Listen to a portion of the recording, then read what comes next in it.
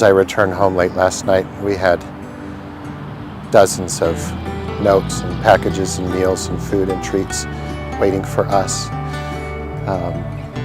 Members of football teams, baseball teams, basketball teams, music had reached out to make sure that our family was okay.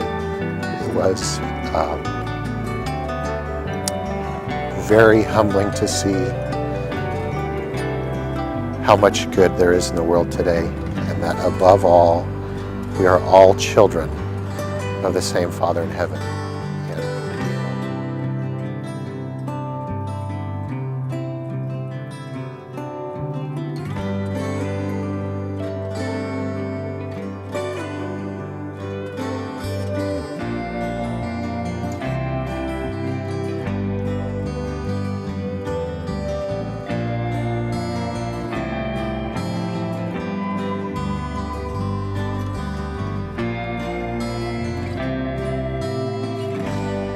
At the beginning of the show, we heard words from Jeffrey Schaub, the Bishop of the Church of Jesus Christ of Latter-day Saints, Grand Blanc Ward.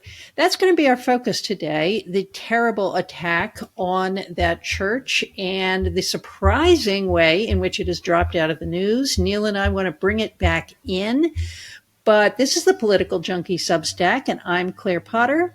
And I'm Neil Young. And today we're going to begin with the news roundup, as we always do. Government shutdown, Neil. It began on Wednesday at 12:01 a.m.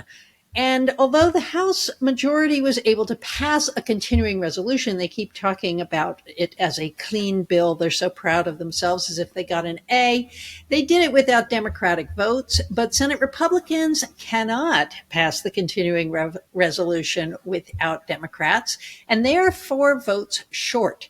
They picked up 4 centrists, one of which was the odious John Fetterman, but they have lost a Republican, budget hawk Rand Paul of Kentucky.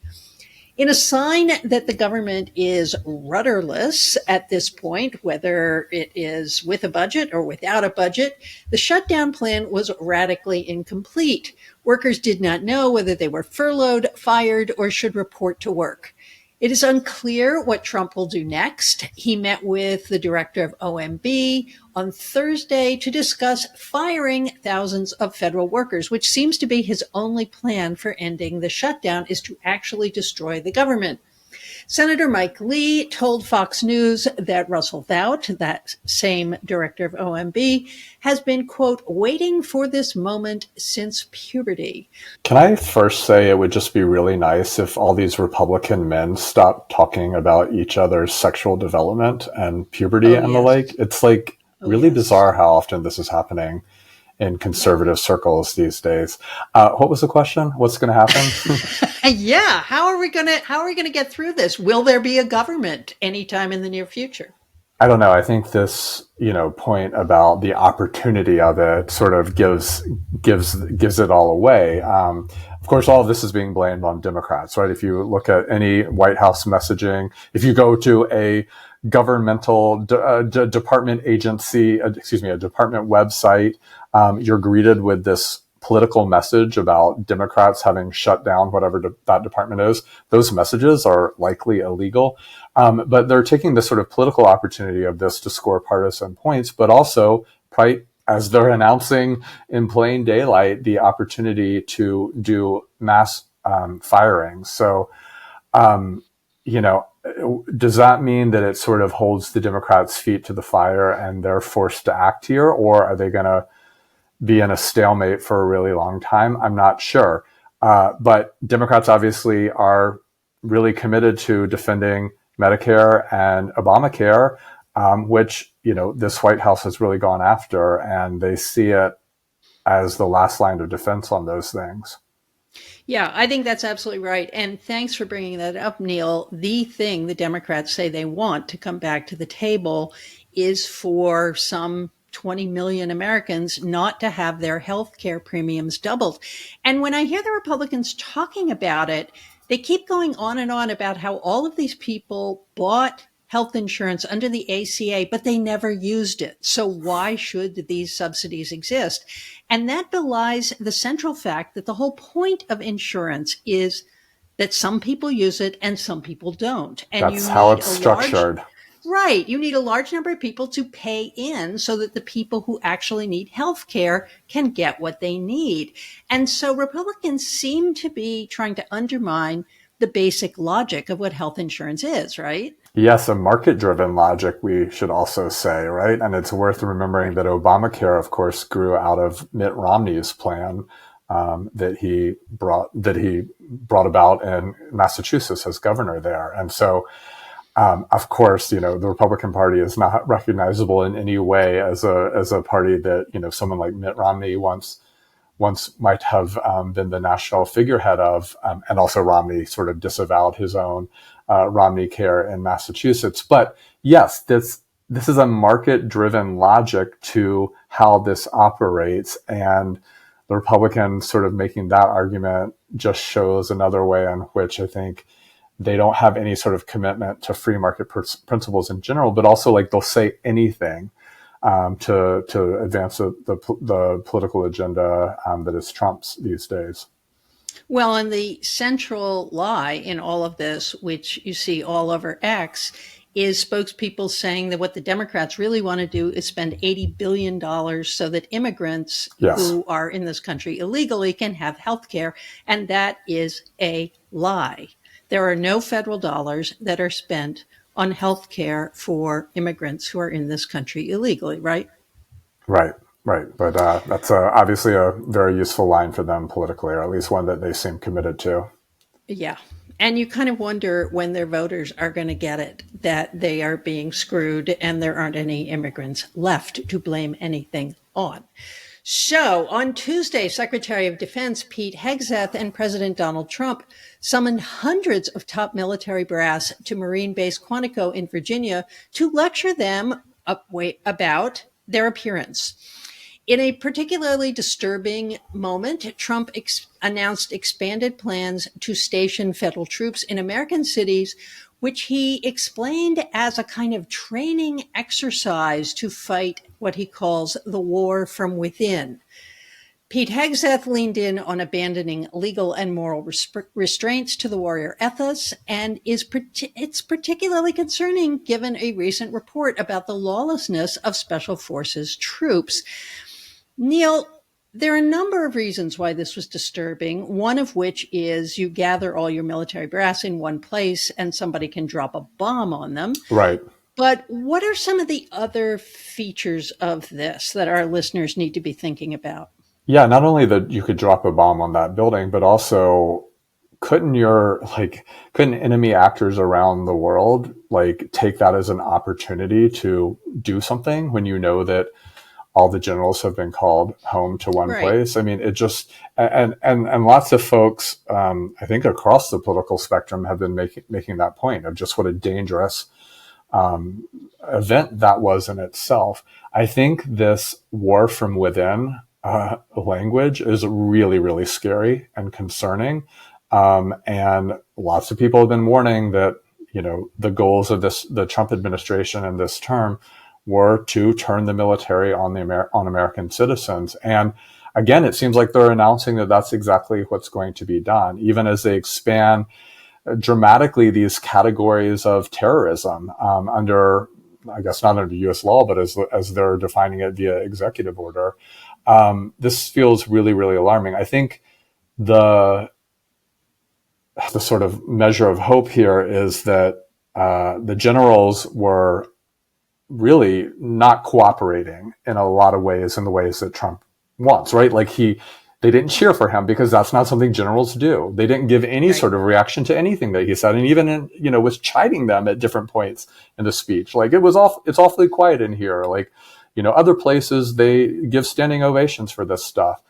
They didn't, and that's good because it reinforces the military as a nonpartisan branch or nonpartisan entity. But it also, I think, sort of foreshadows and really sort of plainly spells out what Trump wants and expects of his military and how he might go about getting it. Yeah, and also the ways in which the military can be reshaped for that. I mean, one of the Yes. things Pete Hegseth was talking about is, that women now have to meet the highest military standard to go into I combat. mean, Well, they already come do. on. And similarly, the stuff about people's weight strikes me as an excuse to get rid of people. There's somebody you don't want in the command. You tell them they're overweight. You give them 2 weeks to drop that weight, and when they don't, they're out.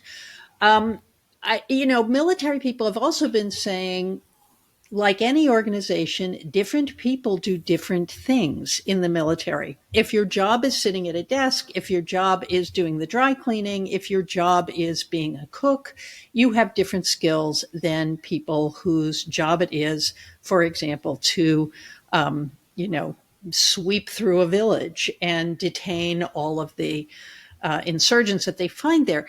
But the flip side of all of the silliness is that, for example, when I was researching this, one of the things I saw is that back in July, Hegseth, who went on and on in this meeting about beards, got rid of the special dispensation that Black men have to grow facial hair in the military. And that dispensation is because Black men, often because their hair is so curly, they get these sort of blocked pores and they get infections and they get scars from it and so on. And growing a beard is a way to resolve that. And Hegseth just doesn't like the way that looks. So this is going to be an excuse to either push Black men out of the military or kick Black men out of the military. Then we have, and this is sort of a tangential piece of news, but I think it speaks to what you're talking about there, Neil. The apartment building in Chicago that was raided as if it was a building in Gaza full of Hamas terrorists. People were just pulled out of bed. They were thrown out on the street. Children were zip tied together. People were naked. It's horrifying. And I mean, I can't even imagine what the response would have been if Joe Biden had done something like that, right? Yeah, I mean, he wouldn't have. This is really maybe unprecedented isn't right to say, but this is truly terrifying for the precedent it's setting right now, in context of these messages from Hegseth and from Trump, and this warrior ethos that they seem so captivated by. I think the appearance thing is this really interesting component, and I'm really glad you brought in the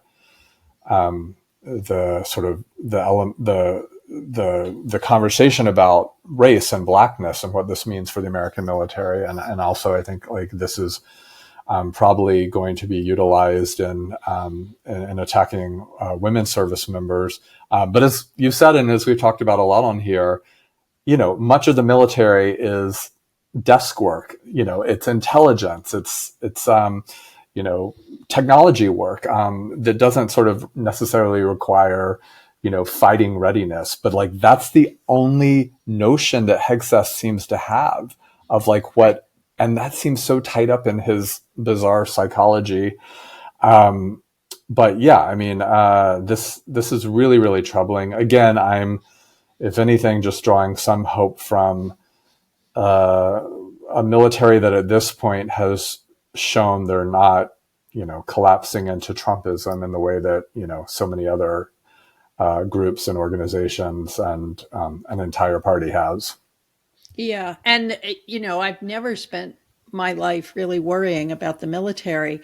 At this point, I do wonder what effect it is going to have on military readiness, on morale, and so on, that thousands and thousands of soldiers don't know whether they're going to have a job tomorrow. Yeah. Okay, so final piece of news that we're going to focus on this week is not military. It's not about violence. It's about primate scientist Jane Goodall, who has died at 91. Goodall was in her 20s, recruited by Louis Leakey. She was one of several women recruited by Leakey who believed that women had a particular capacity to connect to primates. horribly sexist, but actually a great opportunity in science that opened up for women. Goodall went to do research in Gombe National Park, Tanzania, in which she was basically living with chimpanzees. She later earned a PhD from Cambridge University and became a leading advocate for land conservation and the ethical treatment of wildlife. I just want to play a brief clip of Jane Goodall saying hello to a group of people at a conference. Some of us could say bonjour, some of us could say guten Morgen, and so on, but I can say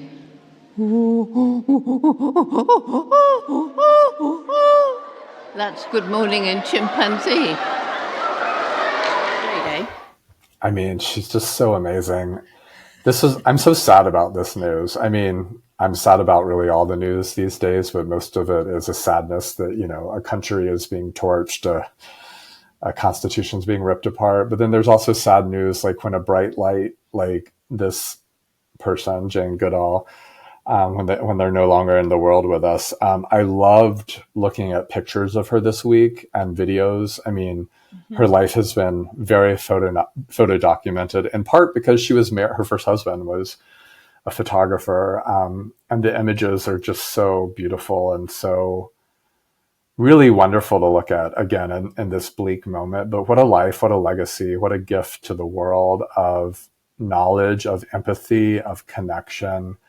I also really love this video where she was asked by, I can't remember who was asking her, I think it was Colbert, what her favorite animal was. And she said dogs. And there's amazing, amazing pictures of her with dogs throughout her life that I really, really loved as a huge dog lover myself. Yeah, I thought of you when I saw that clip, Neil. And I also did not know until I read some of the stuff about her. I mean, I'd been familiar with her because she was very much a presence at Bryn Mawr College, which is near where I grew up. I had friends who took classes from her. But I had not known that before Goodall's work was published, that people had not understood that animals had personalities. Yeah. And of course, as a dog lover, well, both you and I are dog lovers, we just take for granted that our dogs have personalities. Cats, of course, are beloved for their personalities, but scientists had not really understood this. And Goodall was able to observe things like a chimpanzee using a straw to pick out a piece of food for itself. People didn't know that chimpanzees learned to use tools. And so, really she shifted the relationship between the human and the non-human to, as you're saying, create that empathetic bridge. Absolutely. One other thing that I don't think I knew about her, but when I really immersed myself in all the stuff about her this week that I just sort of loved is she had gone to secretarial college and was working at a pub, and sort of a friend invited her to come to Kenya, and then one thing led to another. And then she was doing this literally life-changing work, disciplinary shifting work, that led to her going to graduate school and doing a PhD at Cambridge. And Cambridge accepted her for their doctoral program, even though she didn't have an undergraduate degree, because of the significance of the scientific research she had done over those 5-6 years, when she began, in this field, in her 20s, which is just so remarkable. Yeah, so there's a story about education in here too. I mean, can you imagine somebody making it through to be a major research scientist with no undergraduate education? I mean, that's really just astonishing. So, Neil, let's shift to our news focus, which is also depressing and sad.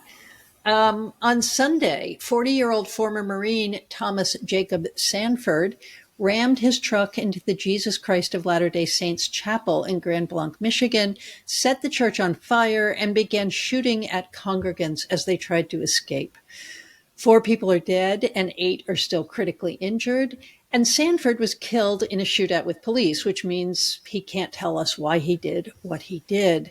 Investigators have not discerned a motive, but Sanford appears to have been a Trump supporter. Some friends say that he believed the Mormons were the Antichrist, and I want to talk about that word Mormon for a second. Others say that Sanford had struggled with drug abuse and financial problems and had been behaving erratically, but most people were simply shocked that he did this. I want to stop for a second. I used the word Mormon, but Mormons don't really like to be called Mormons anymore, right, Neil? Yes, that's a recent shift, just within, I think, the last decade or so, brought Right, about by the most recent president and prophet of the church who died the night before this happened at the right. age of 101. So it was just a sort of terrible series of events for the LDS Church over the weekend. But the Mormons had sort of always had a little bit of a complicated relationship with that word and the name, and in large part because it had so often been used as a slur in American life Right. and culture. And I think there was a long period of time where they were sort of reappropriating it and proudly claiming it. There was this moment about 20 years ago or so when I was first starting to really do Mormon history. So my first book, The LDS Church and Mormonism, is a huge part of my first book. Around that period, the church had become really insistent that it shouldn't be referred to as the Mormon Church, that it was the Mm-hmm. LDS Church, or the Church of Jesus Christ of Latter-day Saints. So that was the first sort of shift around language. But then more recently was the shift to like not use the word at all. That you're to refer to yourself, if you're a Mormon, as LDS or as a saint or as a member of the Church of Jesus Christ of Latter-day Saints. And all of that is a bit of a mouthful, you know. Mm-hmm. It's like not as easy to say as like saying you're Mormon. But one of the things that a lot of pieces have pointed out is that, especially in Utah and in like Mormon, Mormon concentrated areas, like you're following the rule here of like not referring to yourself as Mormon or calling the church the Mormon Church anymore is one of those ways that you signal your sort of level of devotion and your faith. Right. And a kind of modernity. And I want to sort of go back to Russell Nelson, which, as you pointed out, Russell Nelson was the president of the church. He became the president of the church when he was like 91 or something. And he died at the age of 101. He was And in 93, that actually, I period, believe. he really, the church underwent a lot of reforms, didn't it? Yes. And so those ages are stunning, I'm sure, to listeners to hear. Right. But this is par for the course for folks who lead the LDS Church. Well, and can I say they don't smoke and they don't drink and Right. they And they go don't to, ingest anything with caffeine in it and so right. on. So there is a certain level in which the brain does continue to work better without all Yeah. the stimulants. Yeah. Sorry to interrupt. And so his replacement is 93 years young. Right. And this is, again, continuing a long tradition here because, I mean, there's a long, complicated explanation of how the next Mormon, the leader of the LDS Church, is chosen. I actually wrote an explainer piece about this for Slate years and years ago. But yeah, so Nelson was a reformer, I think is the right way to characterize him.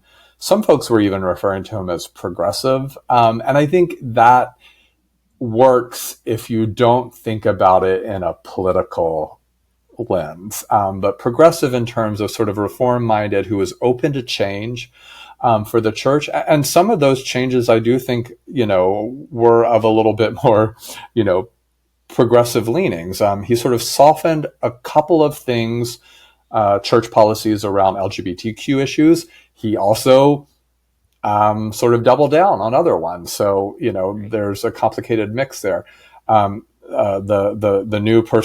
new leader of the LDS Church is much more conservative and much more traditional. And I think a lot of folks think that this is a bit of a step back in terms of any sort of, real reform spirit within the LDS Church.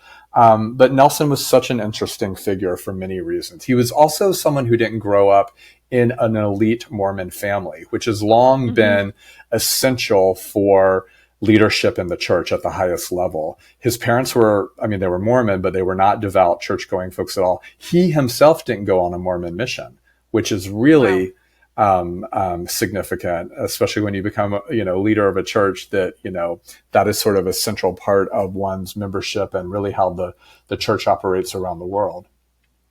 So the Church of Latter-day Saints had suffered this terrible loss. People are congregated in their temples around the country. And this guy Sanford perpetrates a horrendous attack on the Grand Blanc Temple. Can I make a correction there? Can I just Yeah. jump in? So it's not a temple, it's a chapel. Okay. Chapel Thank you. is the normal, what like most folks would call their church, the local Okay. church you go to. Chapels are in every neighborhood all over the country. Temples are the big buildings that you see in certain cities. There's, I believe, 270 temples around the world. And temples are where temple card carrying members of the LDS Church go to perform sacred rituals. So it's a very important distinction, at least within the world of Mormonism.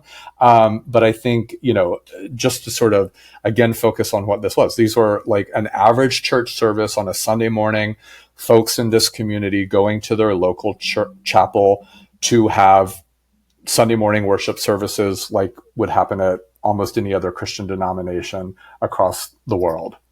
Well, and it was a relatively small congregation, about 150, 160 people. Well, we're talking middle of Michigan here, not like Provo or Orem, Utah. Right. Although Michigan does seem to be a center of a lot of violence. And that's something I haven't really seen talked about much in the news. But this guy crashes his truck into the church, the chapel, excuse me, and sets it on fire and starts shooting people as they try to escape. Some people were hospitalized with smoke inhalation. Other people were killed. Other people were wounded. It's just a horrifying thing to do. But why? What are the hints we have about why he did it, Neil? It's horrifying. It's so violent and so vicious. And we don't know, we'll never know, right? Because he's no longer with us. But there are some clues that I think are significant. Apparently, this man a while ago moved to Utah, lived there for a while, and had dated a woman who was a member of the LDS Church. And I believe there was some sort of point around Mormonism and faith that was part of their breakup, and that at least he holds real resentments towards this woman, and apparently talked all the time about Mormonism with his friends. It's sort of in an obsessive focus that they thought was connected to this relationship and its breakup.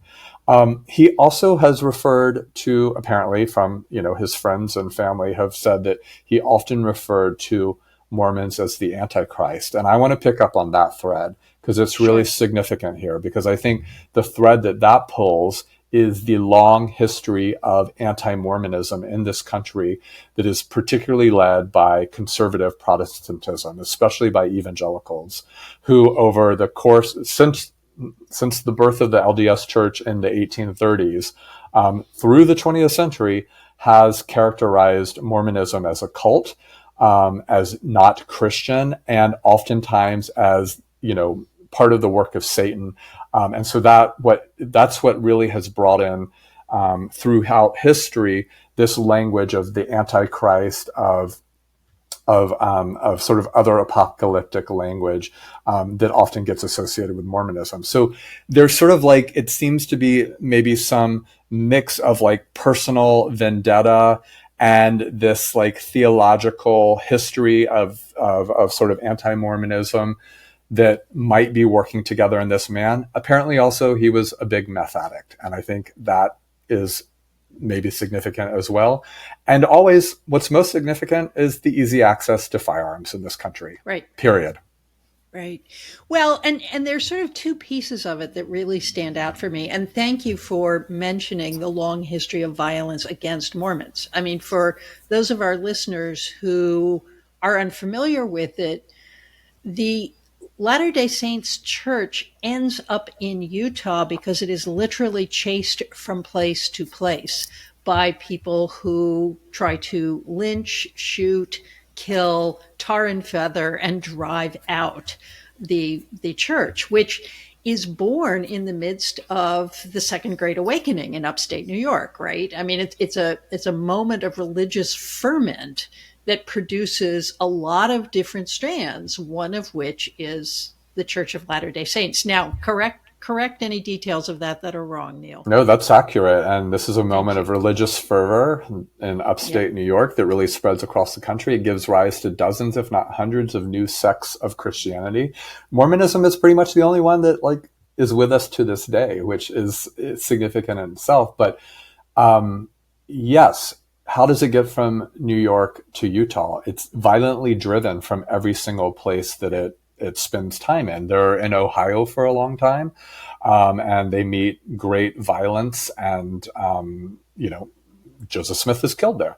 Or actually, he's killed in Illinois, which is where they go next. And then on to Missouri. In Missouri, there's an extermination order that is issued by the governor against Mormons that empowers Missouri citizens to kill Mormons. So they flee there, ultimately making their way to what was then the Utah Territory. Even in Utah, at that great distance from, most of the population of the United States at the time, they still are under real repression and violence from all sorts of folks, from the federal government, in terms of real, repression on them.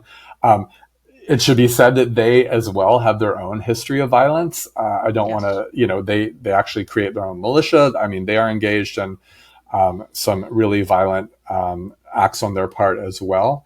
But, it's a long history that really ties into and creates for them a real sense of persecuted identity that is real and understandable, and that is historically created over time, and I think persists to this day.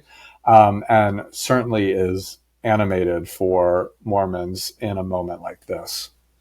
Well, and our listeners who are historians will rebuke us if we do not mention this. One of the things at stake, of course, was polygamy, and that the multiple marriages. What is the correct term for it? Plural marriage. Plural marriages, yeah. And that, of course, is something that when Utah enters the Union, they officially give up. Polygamy still exists in some fundamentalist sects, but it is against the law in Utah, as it is against the law everywhere else in the United States. So that is part of the lingering prejudice against the LDS Church as well, is this idea that there are secret things that go on there that are morally wrong. And that attaches to a sense of grievance that someone like Sanford, say, might have, that if in fact you are conspiratorial more generally, that the LDS Church is a kind of conspiracy itself might be an easy leap to make, right? Yeah, that's very well said. And I also think this ties back to sort of the opening question about why are they not called the Mormons anymore, right? This is part of disconnecting yourself from that past, and also of emphasizing themselves as Christians, right? They are the Church of Jesus Christ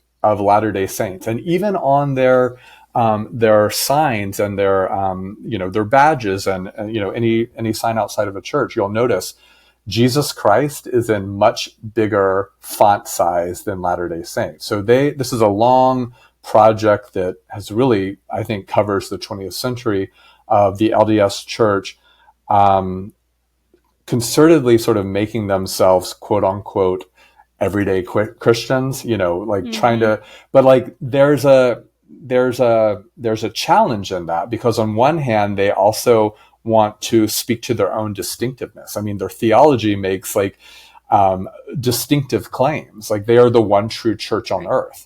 So there's a bit of a contradiction within that, but it's understandable that it has been a sort of political and cultural project of theirs to be included in the Christian community, sort of in the American mind. And part of that is letting go of this, letting go of the word Mormon and letting go of that history that I think they know is still very much connected to this polygamous past. Yeah, I think that's right. Now, Neil, I want to get back to why this fell out of the news so quickly. I feel like on the one hand, there's so much violence in this country that it's hard for reporters to stick with a story as long as they should. On the other hand, I felt there was a real reluctance of the federal government to engage. I felt like there was a real reluctance of pundits to engage. Is there something that makes people more uncomfortable about the LDS Church, that they don't quite know where to put this attack, or are they just exhausted? I think there's a lot of things at work here. When you sit around the readings for this week, you also mentioned that there was another shooting on the same day that this happened in North Carolina, where apparently someone shot into a restaurant or a bar and 3 people were killed. And I thought, oh my gosh, I didn't even know that this happened, because honestly, how could someone know about every shooting event in this country? So there's certainly some of that. But when the news of this came on Sunday, I mean, I was sick to my stomach about it because of just the horrific violence of it, and just the innocent lives that have been ended so terribly and alarmingly. And then also I had this sort of sick thought of like, what is the Trump administration going to do with this? Like, they're going to seize this opportunity to make this, exhibit A of how there is a violent leftist attack on Christians in America. And then that didn't happen. Right. And so that's sort of the question, like, why is the Trump administration and, the right in general not taking this opportunity that seems like a softball pitch to them? But I think this is where the Mormonism part comes in and becomes complicated. Even on the right, the sort of tricky position that Mormonism has within Christianity writ large, and even within conservative politics. Yep. Mormons are reliably conservative. They are reliably Republican voters. In fact, in most elections, Utah and Wyoming are give the highest percentage of their vote to the Republican candidate. This was not the case in 2016 in Utah.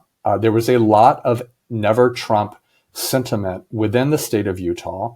And so I think now that has changed. Utah is firmly in the camp for Trump these days, but we know that Trump doesn't think about present day circumstances. He only remembers past grievances.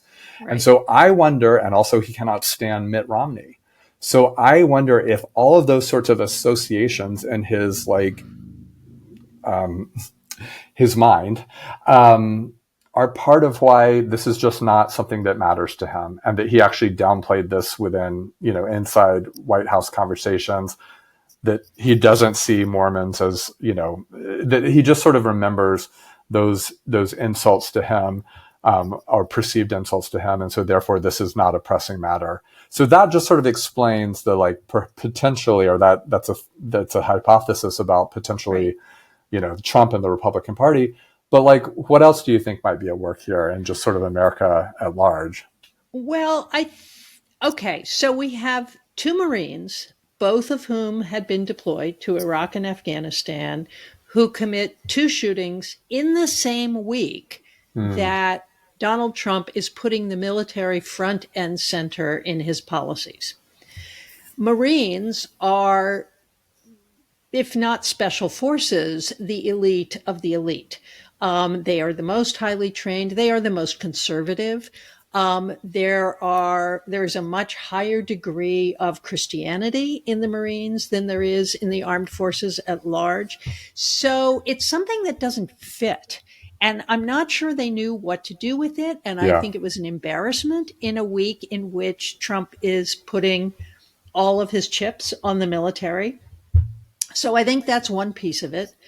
I think another piece of it is that I think Americans can't hold all of these pieces that are moving around the board in their head. And I think journalists are no exception. For example, it seems like it was months ago that we were talking about Charlie Kirk. In fact, it was about 2 weeks ago. He's no longer in the news at all. Something that Republicans said was the worst thing that had ever happened in this country. We're not talking about it anymore. But I think this shooting does point up this kind of cause and effect question that I would say both the left and the right are very facile about, which is so and so must have been a Trump supporter because X. So and so must have been a leftist because X. I think the Grand Blanc massacre shows something quite different, which is not that Trump is causal in all of this violence, but that violent and unstable people are drawn to him and feel empowered by him. Yes. And this guy, Sanford, again, we know so little about him. I have absolutely no faith that Kash Patel and his Keystone Coppers are going to figure this out. But it does seem reasonable to me to shift our perspective and say, all right, to what extent are people who are already unstable and full of hate and violent and have access to guns, to what extent are they activated by the political atmosphere as opposed to created by it?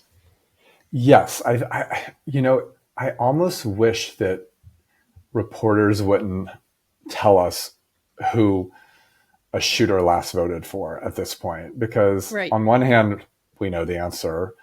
On another hand, it doesn't really tell us anything useful at this point, or at least it's not being communicated in a way that like helps to have useful insight to it. But I think you're really, really right about the ways in which folks who are like this are being animated by this president and by this moment.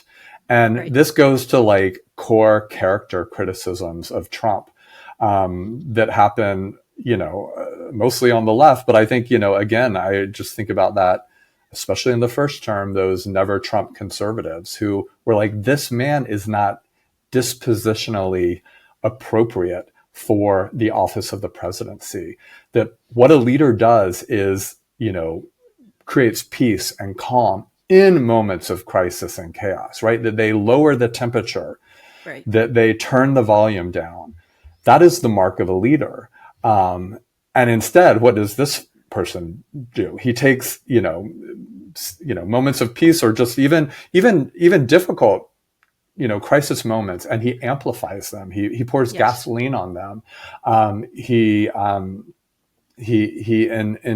emboldens the worst actors around those moments. And so in such a context, folks like this are, I think, all the more encouraged to act. People are going to do terrible things in every moment of time.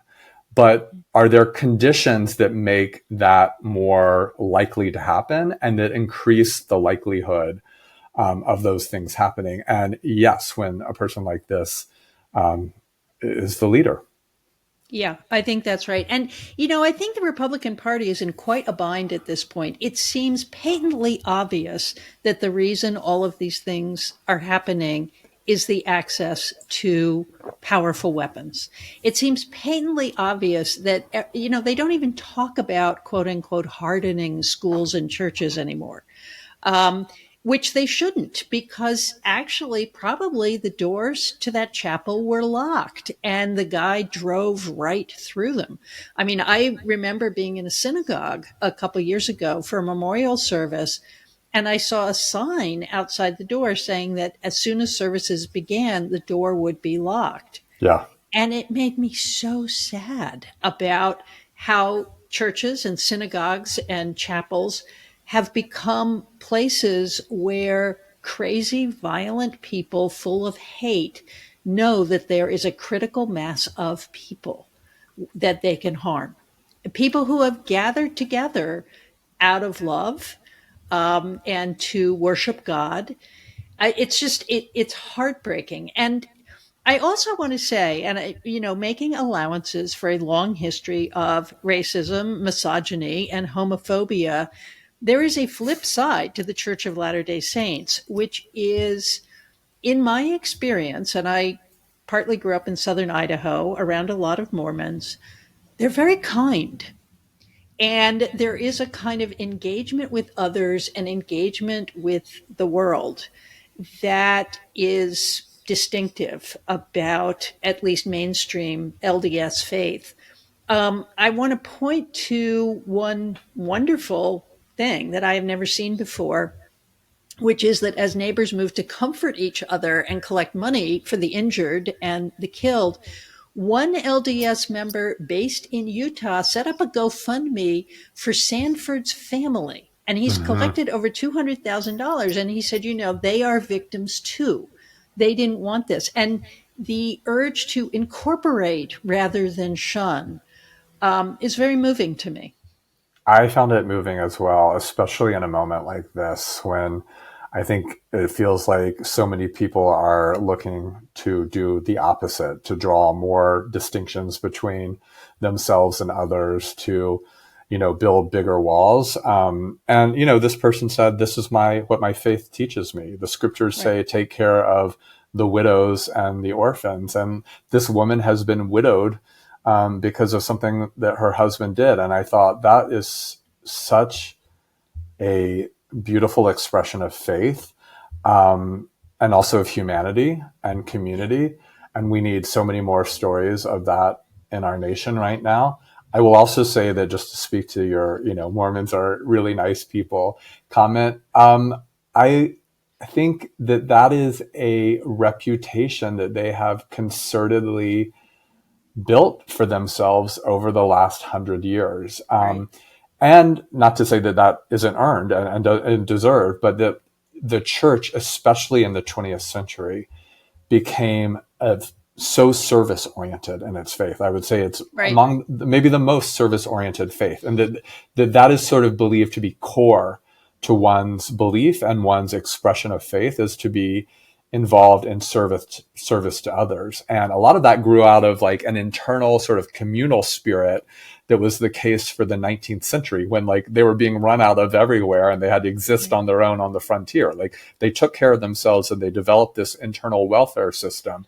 But that was a foundation and a history upon which they built in the 20th century a very outwardly focused service culture. And so I think that that's really, really relevant to this moment. And we can hold that in this conversation, even as we also acknowledge that the church was, at the forefront of fighting against same-sex marriage in the 20th century, of opposing racial integration, of all sorts of other things that I think, really align it with terrible politics and terrible political consequences.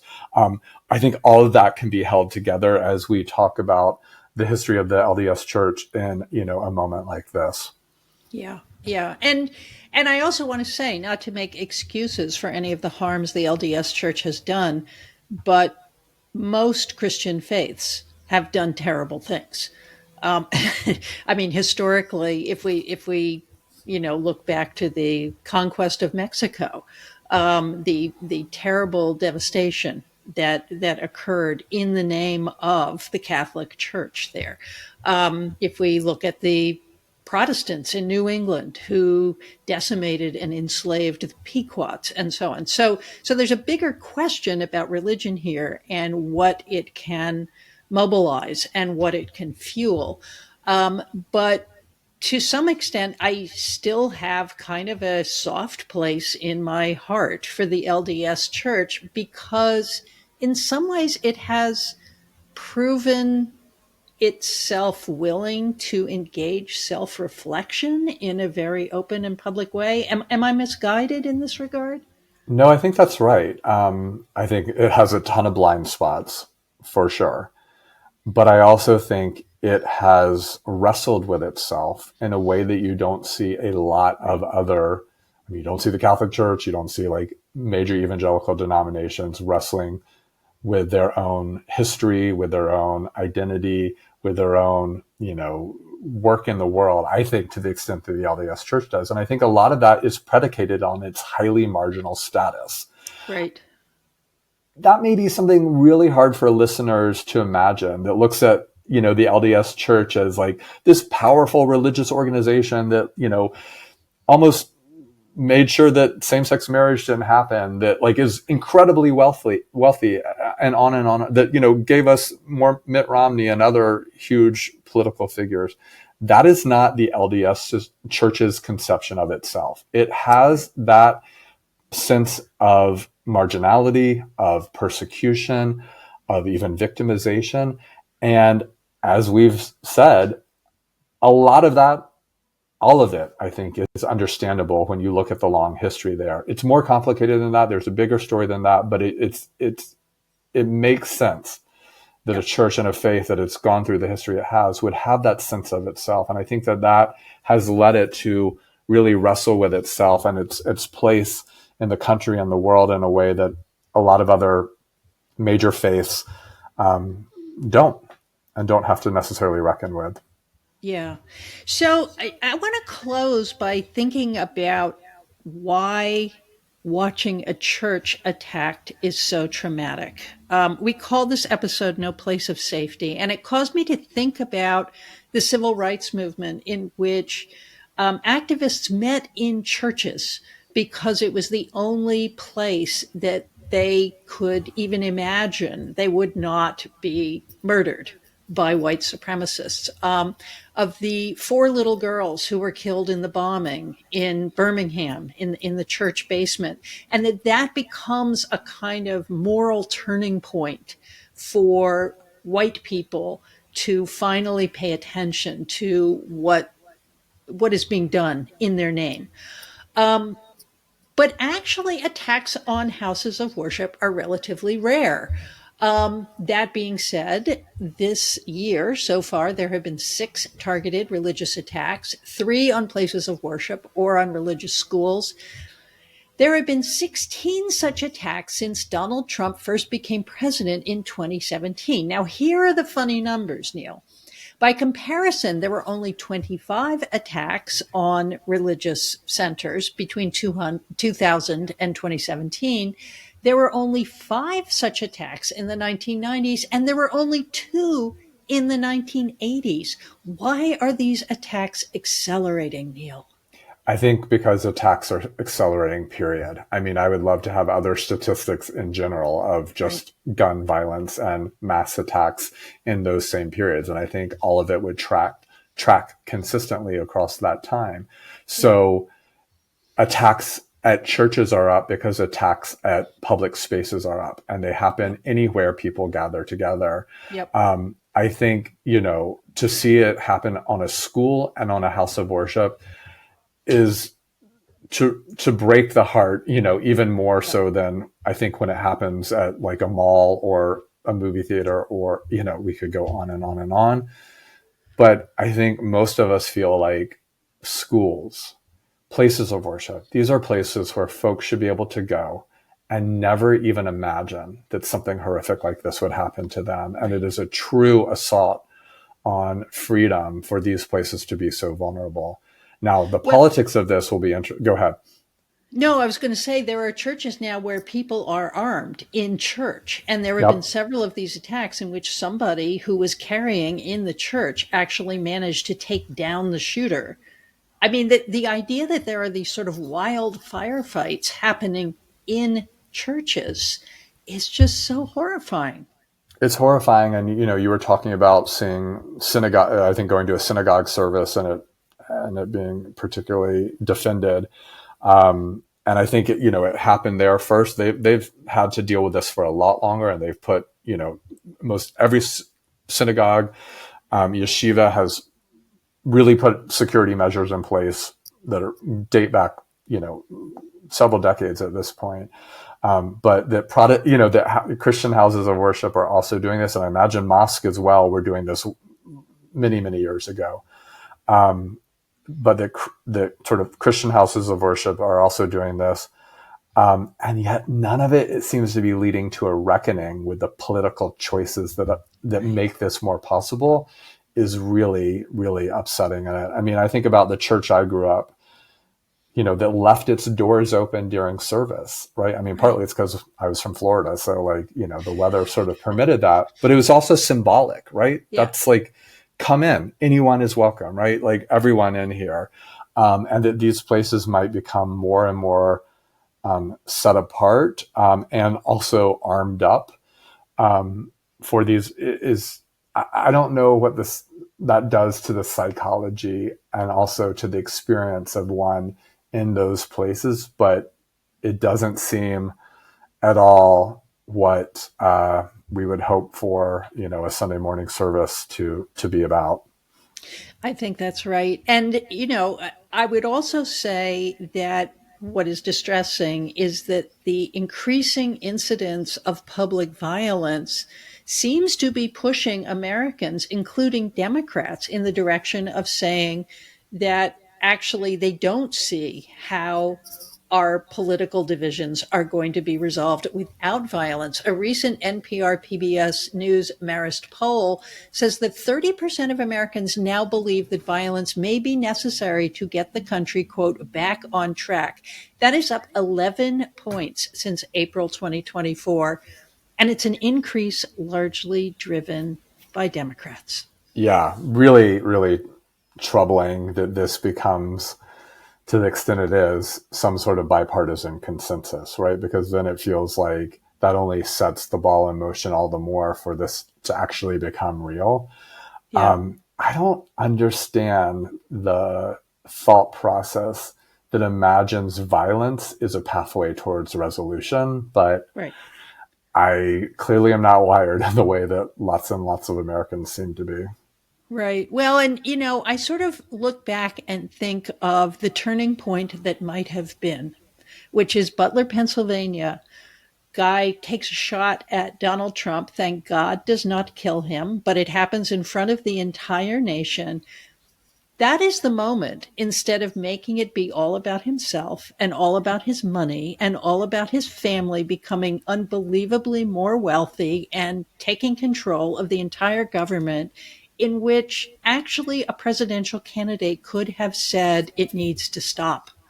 Yep. I didn't understand until now. And now that I am one of you, it needs to stop. And that really was such a huge missed opportunity.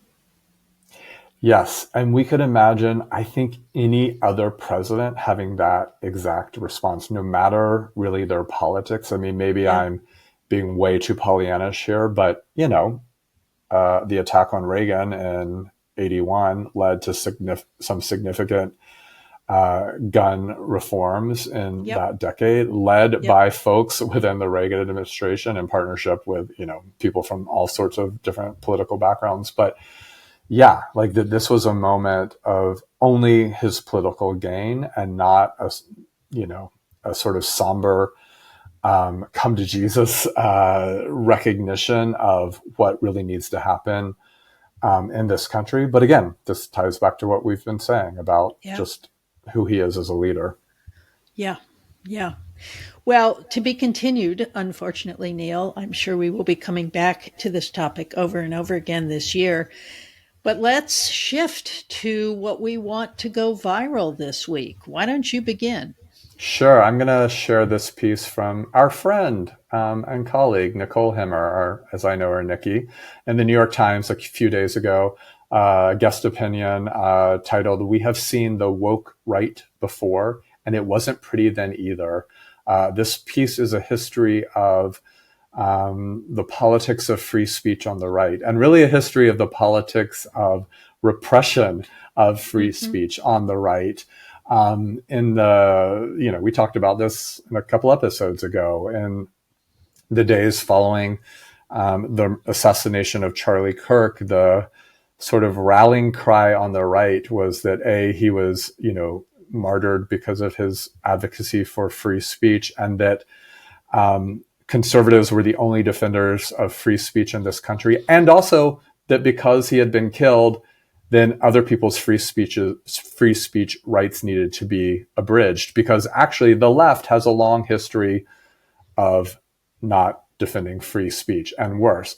And Nikki, in a beautiful, historically rooted, evidence-driven piece, goes through the long history of the right. And I'll just read this paragraph. "That argument rests on a flawed premise that the right had been devoted to open debate and restrained government power, only reluctantly abandoning these principles to counter left-wing illiberalism. But the right did not learn cancel culture from the left. The modern right in America emerged as a censorious movement. It took decades for its free speech faction to develop, and even then, it has only ever been a minority part of the coalition. And then Nikki just walks through this long period of history from basically the 1950s and sort of Cold War anti-communism, and organizations within the Republican Party that created lists of Americans for any perceived infraction that made them communist and ruined their lives, and on again through other examples through the years of the ways in which the right has operated through real repression of folks' free expression.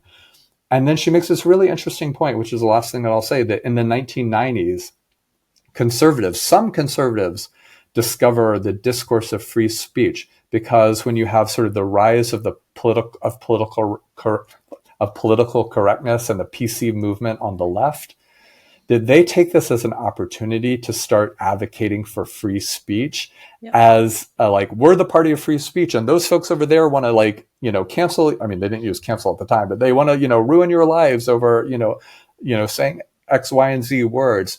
And that this sort of emerged in the 90s in this culture wars period as a politically advantageous strategy of foregrounding free speech, and that the right was the only ones who were defenders of it. So it's a wonderful piece, lots of wonderful history in this. Read the whole thing, but I really loved that.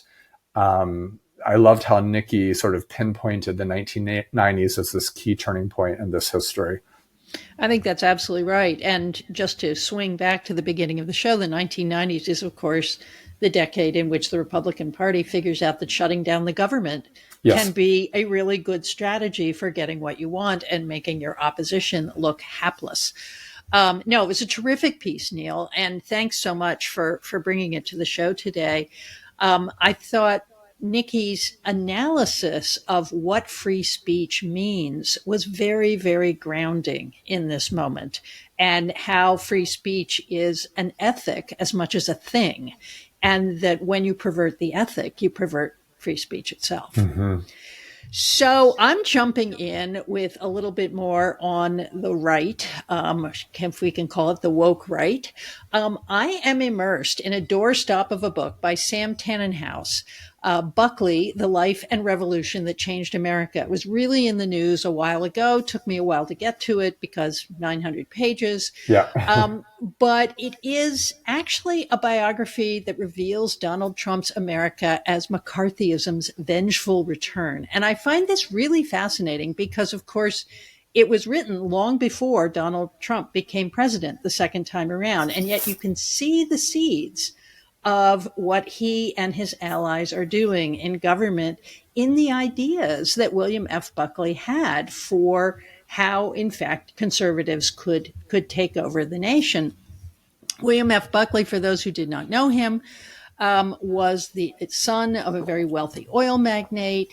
He went to Yale. He wrote a book called God and Man at Yale, in which he skewered Yale for being anti-Christian and professors just sort of spewing liberal orthodoxy, very familiar today.